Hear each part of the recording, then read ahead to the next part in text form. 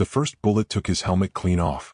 The second slammed into his shoulder hard enough to spin him sideways, dumping him face first into the frozen mud. Somewhere behind the smoke and shouting, a German soldier laughed. They had him. No one survived that kind of hit. Not out here. Not today. But minutes later, when the firing slowed and the smoke thinned, the body was gone. No blood trail. No corpse. Just empty ground where a man should have been dead. By dawn, whispers started moving through the German lines like a sickness. He's back. They said it wasn't possible. 7 confirmed hits across different encounters. 7 separate moments when he should have stayed down. Men swore they watched him fall, watched him stop moving, only to hear gunfire again hours later from a position that made no sense. From behind them. From the flank they just cleared. From the dark. They stopped using his name. Names made him human. Instead, they called him the Ghost. Because ghosts don't bleed the way men do. Ghosts don't crawl out of shell craters with shattered bones and keep fighting. Ghosts don't stalk entire units alone and leave bodies lined up like warnings. Yet every time they thought the nightmare was over, it started again. A sentry vanished during the night shift, rifle still leaning against the trench wall. A patrol walked into a stretch of forest and never walked out. A machine gun nest went silent, found later with its crew dead and no signs of a struggle. Just precise, efficient violence. Up close. Personal. German officers tried to dismiss it as fear. Combat stress. Imagination. Then reports stacked up. Same pattern. Same timing. Same impossible survivals. One medic swore he treated the man after a firefight, swore he felt ribs grinding under his hands, swore there was no way the lung wasn't punctured. He wrapped him anyway. Watched him fade in and out. Told him to stay still. The Ghost stood up an hour later and walked back into the war. Another time, a sniper's round hit him center mass. Clean shot. The kind you don't miss. The kind that ends stories. 2 days later, that same sniper was found dead, his rifle snapped in half beside him. By then, fear had changed shape. Soldiers stopped volunteering for patrols in certain sectors. They hesitated before advancing into woods that were too quiet. Some fired into shadows just to feel less alone. Veterans, men who had survived years of fighting, crossed themselves when his name came up in conversation, then corrected themselves and used the nickname instead. The Ghost is out there. And the worst part? He wasn't unstoppable. He felt everything. Every shattered bone. Every torn muscle. Every breath dragged through pain that should have broken him. But something inside him refused to quit. Not because he thought he'd survive, but because stopping meant letting the war win. The Germans would later insist they killed him more than once. Officially. On paper. In reports stamped and signed. They needed that to be true. Needed the nightmare to have an ending. It didn't. Because this story doesn't begin with who he was, or where he came from, or why he fought. It begins with the moment an entire army realized that one man, wounded, hunted, half dead, was still coming for them. And no amount of bullets seemed enough to make him stay gone. He learned early that survival wasn't about strength. Strength failed. Bullets didn't care how strong you were. Neither did shrapnel or cold or infection. Strength broke the first time something went wrong. What mattered was refusal. Refusal to lie still. Refusal to believe the pain meant the end. Refusal to accept that this moment, bleeding in the dark, lungs burning, hands shaking, was where the story stopped. The first time they shot him, it nearly worked. The round tore through his upper arm as he was moving between shell holes, ripping muscle and dropping his rifle into the mud. He hit the ground hard, breath knocked out of him, ears ringing so badly the world sounded underwater. For a few seconds he couldn't feel his fingers. That scared him more than the blood. He wrapped the arm with shaking hands, teeth clenched so tight his jaw ached, and waited. Not for help. Help wasn't coming, but for the pain to settle into something usable. Pain always did that, eventually. It became information. That night, he dragged himself back to friendly lines, leaving a smear behind him that froze stiff before dawn. The medics argued about sending him rearward. He argued harder. By morning, his arm was useless, but he could still walk. That was mistake number 1 for the Germans. Because once they learned he didn't leave, they stopped expecting him to stay down. Weeks later, during a push through broken farmland, a mortar round landed close enough to lift him off his feet. Shrapnel punched into his side and thigh, knocking the air from his lungs in a wet, choking gasp. He rolled into a ditch and lay there as dirt rained down, convinced for a moment that his legs were gone. They weren't.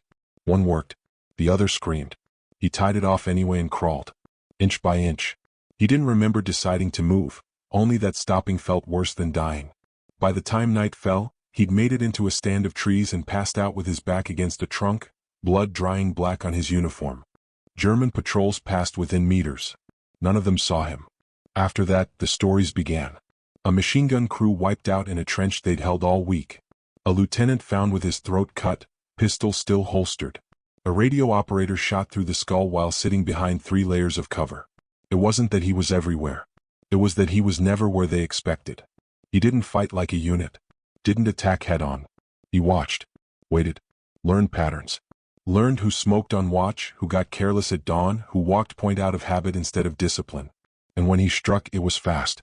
No wasted movement. No noise he didn't control. No mercy he couldn't afford. The 4th time they shot him, it should have ended everything. A rifle round caught him in the chest during a chaotic withdrawal. Clean hit. The kind soldiers bragged about. He went down hard, air exploding out of him, vision narrowing to a dark tunnel. You remember thinking, so this is it. Then came the cold. Not peaceful. Sure. Stealing. Like something trying to pull him apart from the inside. He lay there for hours, barely conscious, every breath a gamble. Blood filled his mouth. His hands trembled uncontrollably. At some point, snow began to fall, settling on his face, melting against his skin. He didn't die. By the time a German patrol swept the area, they found only a blood-soaked depression in the ground. No body. No equipment. Just drag marks leading into the trees before disappearing completely. That's when the nickname stuck. The Ghost. At first it was a joke. Soldiers needed jokes to keep fear small. But jokes stopped being funny when men started disappearing. When entire squads reported being engaged by an unknown element. When maps filled with red circles no one could explain. Orders came down to hunt him specifically. Extra patrols. Snipers on overwatch. Rewards promised for confirmation of the kill. It didn't help. He adapted. He started using their confidence against them. Letting patrols pass, then following silently. Waiting until they relaxed. Until rifles were slung instead of ready. Until helmets came off and cigarettes came out. He hit supply runners first. Then messengers. Then officers. Every encounter left survivors just long enough to spread the fear. Just long enough for rumors to outrun facts. The 5th and 6th times they shot him happened days apart. One bullet shattered his collarbone. Another tore through his calf. He splinted himself with scavenged wood and wire, moving slower now but smarter. Pain narrowed his world until all that mattered was the next step, the next breath, the next place to hide. German medics treated wounded men who swore they'd hit him point blank. Officers filed reports confirming the kill. They were wrong. Because the 7th time they shot him, the one that made the story legend, he didn't disappear. He came back. The 7th bullet found him at dusk. The light was bad, that gray hour where shapes melt into one another and distance lies to your eyes. He was moving along a hedgerow, slow and careful, favoring the leg that never healed right. He'd been awake too long. Hunger clawed at him harder than pain now. That was dangerous. Hunger made you rush. The shot came from his left. He felt it before he heard it, a hard, hammering impact just below the ribs. The world folded inward. His knees gave out and he rolled into the dirt, gasping, air tearing in and out of him in short, useless bursts. Warmth spread under his coat. Too much warmth. This one was bad. He knew it instantly. A German sniper worked the bolt, calm and precise. He'd been tracking him for days, following signs no one else noticed. Bent grass. Disturbed snow. A rhythm to the killings that suggested patience, not panic. The sniper fired again. The second round punched into his side as he tried to crawl, snapping bone and stealing what little breath he had left. He collapsed face down, cheek pressed into frozen earth, vision swimming. The sniper waited. That was the difference between a professional and a fool. Minutes passed. Then more. No movement. No crawling. No miracle recovery. When the sniper finally approached, rifle steady, he was certain. The ghost was dead. They confirmed it at close range. 2 shots. Massive blood loss. No pulse they could find in the fading light. They took his weapon. His identification. Left the body where it lay. Orders were clear. Darkness was coming and no one wanted to linger. That night the report went up the chain. Target neutralized. Confirmed Kia. Men slept easier for the first time in weeks. Some even laughed about it. They shouldn't have. Because sometime before dawn, the body was gone. Not dragged. Not carried. Gone. What the report didn't mention was the temperature dropping hard overnight. Cold enough to slow bleeding. Cold enough to buy time. What it didn't mention was that the bullets missed the heart by millimeters, or that pain, familiar, crushing pain, had dragged him back from the edge once again. He woke alone. Couldn't sit up. Could barely breathe. Each inhale felt like glass scraping his lungs. He lay there for hours, letting the world drift in and out, knowing that if he panicked, he'd waste what little strength he had left. By the time he moved, it was desperation that moved him. He didn't walk. He crawled. Hands numb. Vision blurred. Every inch stolen from the earth like a debt. When he reached the trees, he didn't remember how. When he collapsed into cover, he didn't remember stopping. What he remembered was anger. Not loud anger. Not rage. Cold anger. The kind that settles in your chest and burns without smoke. The Germans realized their mistake 3 days later. A supply convoy vanished on a forest road that had been declared safe. Wagons stood abandoned, horses dead in their traces, throats cut clean. No ambush signs. No scattered shell casings. Just silence. Then a command post lost power overnight. Wire severed. Guards found dead where they stood. One officer survived, barely, long enough to babble about a man who should have been dead already. The manhunt restarted with panic baked into it. This time it was different. Patrols doubled. Flare schedules tightened. Orders came down to avoid isolated movement. Some units refused night operations entirely. Veterans recognized the shift immediately. Fear had crossed the line into belief. They didn't think he might be out there. They knew he was. He struck deeper now. Riskier. Not because he'd grown careless, because he didn't have time anymore. His body was failing. Infection set in. Fever blurred the edges of reality. He shook uncontrollably when he stopped moving too long. But he kept going. Because quitting would make the pain meaningless. In one village, he waited inside a ruined church for an entire day, unmoving, listening to boots and voices echo off stone. When night fell, he moved like a shadow through the nave, leaving 6 men dead without firing a shot. In another encounter, a young German soldier froze when he saw him emerge from the smoke, pale, gaunt, uniform stiff with old blood. The soldier later said it was like looking at a corpse that refused to lie down.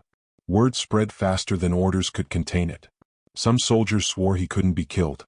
Others insisted he wasn't human at all. Superstition crept in, charms, whispered prayers, rituals done quietly before patrols. The officers hated it, because superstition meant loss of control. And control was already slipping. The ghost didn't need to win battles. He just needed to make the war follow him. By the time winter fully settled in, the Germans had stopped pretending this was normal warfare. They drew maps covered in pins and grease pencil marks, trying to predict his movements like weather. They assigned entire platoons to areas where only one man was believed to be operating. They rotated troops constantly, hoping exhaustion would break him before fear broke them. It didn't work, because he had stopped thinking in days. He thought in moments now. The next breath. The next step. The next target close enough to matter. His wounds never healed. They layered.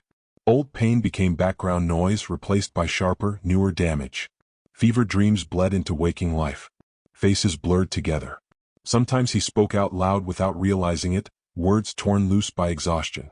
But when it came time to act, clarity snapped back into place. Like instinct taking the wheel. The Germans finally cornered him near a river crossing they couldn't afford to lose. Supply lines ran through it. Communications depended on it. If he broke it, everything behind it would suffer. So they baited him. A deliberately sloppy patrol. Too loud. Too predictable. Officers knew the pattern by now. He'd follow, wait, strike from the blind side. They set snipers high. Machine guns hidden. Flares ready. For once the trap worked. When he moved in, the night exploded. Flares turned darkness into harsh white daylight. Gunfire tore the silence apart. Dirt kicked up around him as rounds chewed into the ground. He ran, limping, staggering, forcing himself forward while pain screamed for him to stop. A bullet hit his back and spun him down the riverbank. Another tore through his side. He slid into the water hard, the shock of cold stealing what little air he had left. The current dragged at him, heavy and relentless. He clawed for purchase, fingers numb, vision narrowing again. This time felt different. Final. He hauled himself onto the opposite bank and collapsed behind a fallen tree, chest heaving, blood pouring freely now. The sounds of pursuit closed in, boots shouted orders, dogs barking somewhere nearby. He checked his weapon. Empty. No more miracles. The Germans spread out, methodical. Professionals now. No shouting. No panic. Just clean movement, rifles ready, net tightening. When they found him, he didn't run. He couldn't. He pushed himself upright against the tree, breathing shallow, eyes sunken, face gray with exhaustion. He looked less like a soldier and more like something the war had forgotten to finish. They aimed anyway. An officer stepped forward, cautious, pistol raised. He studied the man in front of him, trying to reconcile the stories with the reality, this broken figure swaying on his feet. "So," the officer said quietly, almost to himself, "you're the ghost." The man didn't answer. Not because he was defiant. Because he was done talking. When the shot came, it was mercifully clean. Afterward, they stayed with the body until dawn. No one slept. They watched. They waited. They checked for breathing, for movement, for anything that suggested the nightmare might begin again. When morning light finally revealed the body unchanged, something like relief passed through the unit. This time they burned him. There would be no grave. No marker. No chance for rumors to grow roots again. The reports went up. The patrols resumed. The flinching stopped. Slowly, the war reclaimed its familiar rhythm of misery. But the fear never fully left. Because even after his death, things didn't return to normal. Units avoided certain forests without being told why. Soldiers hesitated before crossing that river. Veterans corrected new arrivals when they laughed at old rumors. "Careful," they'd say. "He doesn't like jokes." The ghost became a story told late at night, a warning wrapped in legend. A reminder that sometimes the war pushed back. That sometimes it took everything it had to stop one man who refused to disappear quietly. And somewhere in the paperwork, buried beneath stamped forms and official language, was the truth they never liked to admit. They didn't beat him. They endured him. Wars like to pretend they're clean once the shooting stops. Reports get filed. Numbers get added up. Lines get redrawn on maps. The dead are counted, categorized, and buried under language that makes loss feel orderly. Victories are declared. Defeats are explained away. History moves on. But the men who were there know better. Because some things don't stay on paper. Long after the ghost was burned and the ashes scattered into a river that no one wanted to name anymore, his presence lingered in the spaces between orders. In the pauses before patrols stepped off. In the way rifles were gripped a little tighter at dusk. He became a reference point. When a unit vanished unexpectedly, someone would mutter his name, not because it made sense but because fear doesn't need logic. When a sentry swore he heard movement where there was none, no one laughed. They remembered too many times when nothing had turned into bodies. New soldiers arrived who had never seen him, never heard the shots, never walked past the places where blood had soaked into frozen ground. They learned anyway. Stories have weight in war. They carry lessons without instruction. And the lesson of the ghost was simple and unsettling. One man can matter more than an entire unit if he refuses to stop. Not because he's stronger. Not because he's braver. But because he accepts the cost and keeps paying it. The Germans never figured out who he really was. Not his childhood. Not his dreams. Not the exact reason he stayed when leaving would have saved him. They knew fragments. A name that appeared in one document and disappeared in another. A unit assignment that didn't match surviving records. A birthplace spelled 3 different ways. History lost him the way it loses so many others, quietly. But the soldiers didn't forget the feeling of him. The sense that the battlefield was watching back. That the darkness wasn't empty. That even victory could feel hunted. Years later, after the war ended and uniforms were folded away, men tried to explain it to people who weren't there. They failed. How do you explain the sound of footsteps that stop when you stop listening? How do you explain firing at a man you're sure is dead, and still feeling wrong afterward?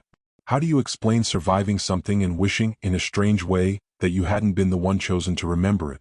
Some of them drank. Some of them went quiet. Some of them told the story over and over until it lost its edges, until it became something safer. But even softened, it never became harmless. Because the ghost wasn't terrifying because he couldn't be killed. He was terrifying because he could be, and it still wasn't enough. 7 bullets. Broken bones. Blood loss that should have ended everything. Any one of those would have been a reasonable stopping point. He ignored them all. Not out of heroism. Not out of madness. But out of something far more dangerous. Resolve. The kind that doesn't announce itself. The kind that doesn't care if anyone is watching. The kind that doesn't need to win, only to continue. That's what armies fear most. Not weapons. Not tactics. But refusal. Because refusal can't be bombed. It can't be negotiated with. And it doesn't stop just because the rules say it should. In the end, they burned him to make sure the story had an ending. But legends don't end when bodies do. They end when people stop needing them. And the truth is, soldiers will always need stories like his, stories that explain the moments when logic failed, when survival felt personal, when the war stopped being about flags and started being about one man in the dark who wouldn't go away. Somewhere, decades later, a veteran paused while walking along a riverbank that looked ordinary to everyone else. He stood there longer than necessary, staring at the water, feeling something old stir in his chest. When asked what he was thinking about, he shook his head. "Nothing," he said. But he didn't move right away. Because even time couldn't fully erase the memory of a man the war tried to kill over and over again, and failed to silence until it had to destroy him completely. And even then, it never truly did. They called him the ghost because it was easier than admitting the truth. That sometimes the most dangerous thing on a battlefield is a man who has already accepted that he's supposed to be dead, and keeps going anyway.